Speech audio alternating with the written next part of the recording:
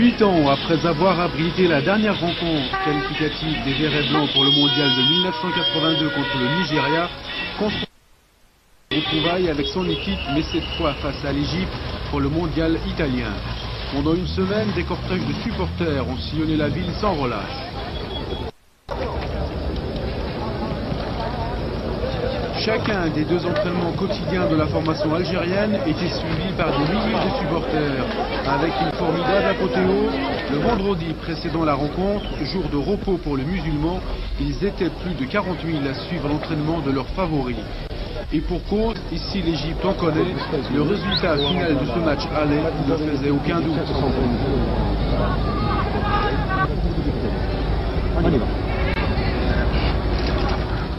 J'en suis sûr que l'Algérie va gagner de 3-0.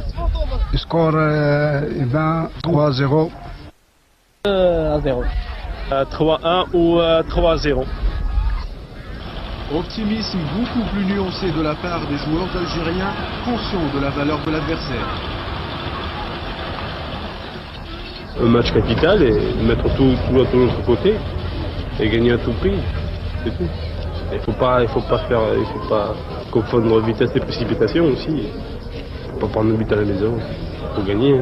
Même si on gagne 1 ou 2-0, ça suffit. L'essentiel, c'est qu'il faut gagner. N'oublions pas qu'il y a quand même un match retour. Là, il y a 180 minutes à jouer et pas 90. Mais c'est vrai qu'ici, on peut prendre une option sur le match retour. Un pronostic pour dimanche? Un pronostic, la victoire de l'Algérie. De leur côté, les Égyptiens sont arrivés 6 jours avant leur rencontre. Ils ont également effectué 2 séances d'entraînement par jour. Mais les Pharaons ont affiné leur préparation en vue d'un match nul, en espérant obtenir la victoire lors du match retour, avec l'appui des 120 000 supporters attendus. En effet, la dernière participation égyptienne à la Coupe du Monde remonte à 1934.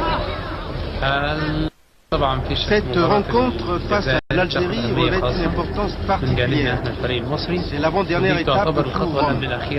Nous apprécions la formation algérienne à sa juste valeur. Nous espérons que les deux formations seront en bonne place sur la carte du football arabo-africain. Notre espoir, c'est d'arriver à Rome. وإن كنت لا أخفي طبعا أملي وأمل زملائي في الوصول إلى روما إن شاء الله. Dimanche 8 octobre, 4 heures avant le coup d'envoi, le stade du 17 juin affiché complet. Cette fois, ils étaient 50 000 hommes dans les tribunes et pour certains depuis 24 heures. Les camarades de Rabat Majer ne pouvaient espérer meilleur soutien pour venir à bout des Pharaons. Une troisième qualification consécutive pour la Coupe du Monde passée par une victoire. En effet, les Égyptiens sont pratiquement imbattables à domicile. Malheureusement pour leur public, les joueurs algériens allaient totalement passer à côté du match, notamment en première période. Les Pharaons imposaient leur technique et leur puissance physique grâce à un milieu de terrain remarquablement organisé sous la houlette d'Abdelrahmi. Les quelques rares actions algériennes étaient souvent menées individuellement par Medan, Belloumi ou encore Majer. Les Égyptiens ont eu plusieurs fois l'occasion d'ouvrir le score, notamment par Ahmed Al-Kaf. Obtenait 2 autres occasions, la première par Hussein Hassan, la seconde par Abderrassoul.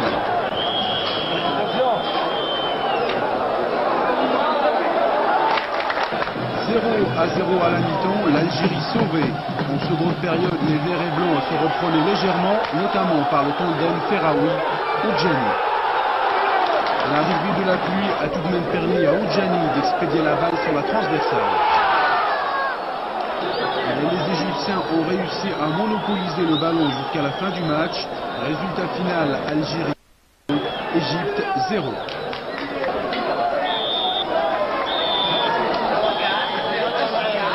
Dans les vestiaires égyptiens, c'était bien entendu la joie. Ce match nul équivaut pratiquement à une victoire. Du côté algérien, tristesse, l'entraîneur Kamel Lemmouni que l'on voit ici avant le match n'a même pas jugé nécessaire de rencontrer la presse. Sans doute avait-il déjà pris sa décision de démissionner, comme le lui demandait le quotidien Al-Moudjahid le lendemain du match. Dommage, car si la formation algérienne a gâché sérieusement ses chances de qualification, elle n'est pas